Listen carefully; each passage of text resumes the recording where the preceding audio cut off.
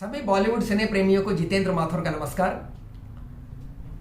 Forgotten Bollywood James के इस नए अंक में आपका हार्दिक स्वागत है।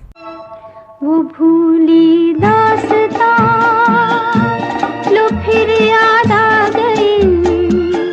10 अक्टूबर को जन्मदिन पड़ता है रेखा जी का, जो कि निस्संदेह भारतीय रजत पट की सबसे अधिक प्रतिभाशाली और सबसे अधिक लोकप्रिय अभिनेत्रियों में से एक रही हैं। उनके चाहने वालों की तादाद हमेशा बढ़ती ही रही है और आज भी कम नहीं है। 50 साल पहले 1970 में फिल्म सावन भादों से उन्होंने बॉलीवुड में पदार्पण किया था और आज भी 66 वर्ष की हो गई हैं, लेकिन उनका आकर्षण ज्यों का त्यों है।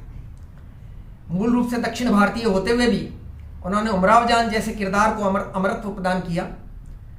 आज उन्हीं की एक भूली बिसरी फिल्म का रिव्यू मैं आपके सामने प्रस्तुत करने जा रहा हूँ। फिल्म भूली बिसरी है, इसके बारे में बहुत कम लोग जानते हैं। इस फिल्म का नाम है घुंघरू की आवाज़ और ये फिल्म सन 1981 में प्रदर्शित हुई थी। इस फिल्म का निर्माण किया आनंद भाइयों के बैनर नवकेतन ने। आनंद भाई यानी 3 आनंद भाई, चेतन आनंद जो कि भारत के सर्वाधिक प्रतिष्ठित फिल्म निर्देशकों में से एक थे, देव आनंद जो कि सदाबहार नायक रहे, और सबसे छोटे विजय आनंद जो कि मूल रूप से निर्देशक थे और उन्होंने ज्वेल थीफ, तीसरी मंजिल और गाइड जैसी अमर फिल्मों का निर्देशन किया। लेकिन उन्हें अभिनय का भी शौक था और इस फिल्म के नायक वही हैं। फिल्म में नायिका रेखा का डबल रोल है, दोहरी भूमिका है और यह फिल्म एक सस्पेंस थ्रिलर है। लेकिन इस फिल्म का निर्माण नवकेतन ने अकेले नहीं किया है, बल्कि उन्होंने इसे राम से बंधुओं के साथ मिलकर बनाया है। राम से बंधुओं के नाम से ऐसा कोई भी व्यक्ति अपरिचित नहीं है जिसे हॉरर फिल्मों का शौक रहा हो। 1970 से लेकर करीब 25 वर्षों तक वे हिंदी हॉरर फिल्मों के एक छत्र बादशाह रहे हैं। उनकी बनाई हुई हॉरर फिल्में चाहे औसत सफलता प्राप्त करती हों, लेकिन चर्चित बहुत रहती थी। लेकिन चूंकि नवकेतन हॉरर फिल्में नहीं बनाता था, इसलिए इस फिल्म को एक हॉरर फिल्म की जगह एक सस्पेंस फिल्म के रूप में बनाया गया है। ये एक रहस्य कथा है और कहना ना होगा कि यह एक शुद्ध रहस्य कथा है। इसमें बॉलीवुड के आम इस्तेमाल में आने वाले फार्मूले नहीं हैं, यानी कोई रोमांस नहीं है, कोई कॉमेडी नहीं है, कोई फाइट नहीं है, एक्शन नहीं है, चेज नहीं है। केवल शुद्ध रहस्य है कि जो हुआ कैसे हुआ और वास्तविकता क्या थी। प्रारंभ से अंत तक रहस्य बना रहता है और यह फिल्म यद्यपि कोई महान रहस्य फिल्म तो नहीं है, लेकिन फिर भी एक बार देखने के लिए बुरी नहीं है। कुल मिलाकर एक अच्छी फिल्म ही है। फिल्म की शुरुआत होती है एक डबल मर्डर से।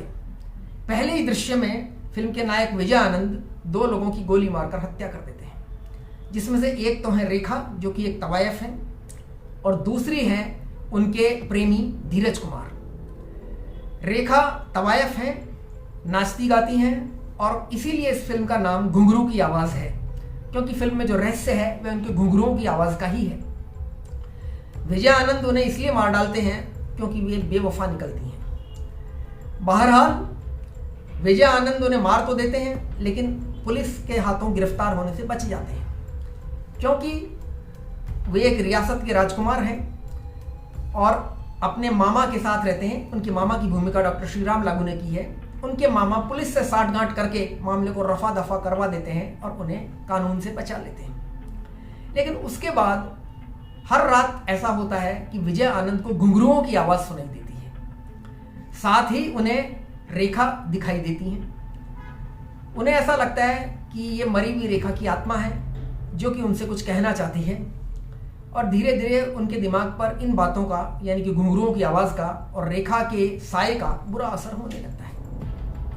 अब उन्हें सामान्य बनाने के लिए, नॉर्मलाइज करने के लिए उनके मामा डॉक्टर श्रीराम लागू उन्हें उनके रियासत से निकालते हैं और कुछ दिनों के लिए बम्बई भेज देते हैं। अब बम्बई तो विजय आनंद पहुंच गए और बम्बई के राग रंग में वो अपना मन भी लगाने लगते हैं, लेकिन अचानक उनकी भेंट फिर रेखा से हो जाती है।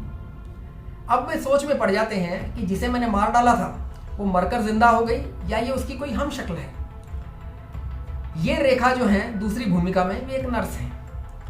विजय आनंद पशुपेश में पड़ जाते हैं और आखिर बम्बई को छोड़कर वे अपनी रियासत में लौट आते हैं, लेकिन अकेले नहीं आते, रेखा को साथ में ले आते हैं अपनी नर्स के रूप में।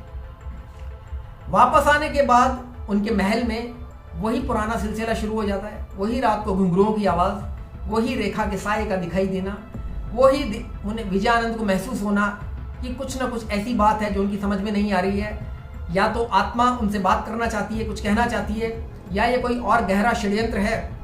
लेकिन कुल मिला के उनकी मानसिक स्थिति पुनः बिगड़ने लगती है और बिगड़ती ही चली जाती है। हालात यहाँ तक पहुँच जाते हैं कि उन्हें पागल खाने में भर्ती करवा दिया जाता है।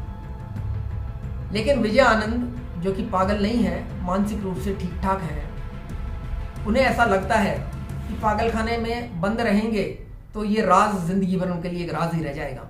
इसलिए वो मौका देखकर पागल खाने से भाग निकलते हैं और इस सारे मामले की टोह में लग जाते हैं ये पता लगाने के लिए कि सच्चाई क्या है। वास्तव में रेखा की आत्मा उनके पास आती है या ये कोई गहरी साजिश है, कोई गहरा षड्यंत्र है। और अंत में वे सारे मामले के रहस्य पर से पर्दा उठाने में और वास्तविक अपराधी को पकड़ने में सफल हो जाते हैं।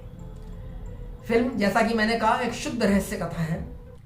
इसमें कहीं कोई रिलीफ मोमेंट नहीं है, कोई कॉमेडी नहीं है, कोई रोमांस नहीं है, कोई फाइट नहीं है, चेज नहीं है, एक्शन नहीं है और थ्रिल जैसी कोई चीज़ जो होती है वो नहीं है। केवल एक सस्पेंस है जो आपको शुरू से अंत तक बांधे रखता है।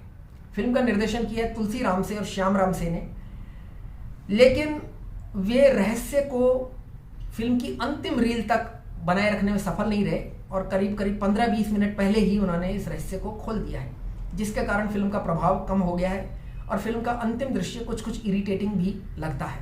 इसलिए विजयानंद, जो कि खुद एक महान निर्देशक थे, अच्छा होता इस फिल्म का निर्देशन वे स्वयं ही कर लेते। आखिरकार पटकथा भी उन्होंने ही लिखी है, कहानी उन्हीं की है, लेकिन निर्देशन का दायित्व उन्होंने राम से बंधुओं को सौंपा और सारी तकनीकी जिम्मेदारी भी राम से बंधुओं ने निभाई। राम से बंधु 7 भाई थे, उनमें से एक भाई जो कि गंगू राम से थे, वो कैमरामैन थे, छायाकार थे। उन्होंने इस फिल्म का छायांकन किया है और बहुत अच्छा किया है। फिल्म में शुरू से अंत तक एक रहस्य का वातावरण बना रहा है, कला निर्देशन भी अच्छा है और यह फिल्म अपने रहस्य में बांधे रखती है। कलाकारों ने अच्छा अभिनय किया है। विजयानंद अच्छे निर्देशक ही नहीं थे, अच्छे अभिनेता भी थे। उन्होंने, रेखा जी ने बहुत अच्छा अभिनय किया है। सहायक भूमिकाओं में डॉक्टर श्रीराम लागू, धीरज कुमार और अन्य कलाकारों ने भी अच्छा अभिनय किया है। फिल्म तकनीकी रूप से अच्छी है और कॉम्पैक्ट है, यानी बेकार में इसकी लंबाई को नहीं बढ़ाया गया है।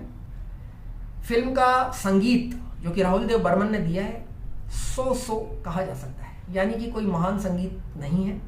लेकिन हाँ, बर्मन दा ने फिल्म का जो शीर्षक गीत रचा है, ओ मेरे हमराज कैसा है ये राज, बुलाती है और चली जाती है तेरे घुंघरू की आवाज़, ये किशोर कुमार ने गाया है और यही एक गीत है जो कि फिल्म समाप्त होने के बाद भी दर्शकों के साथ बना रहता है। फिल्म भूली बिसरी है, आज इसके बारे में कोई जानकारी मिलती नहीं है, कुछ वॉलपेपर्स मिलते हैं बस।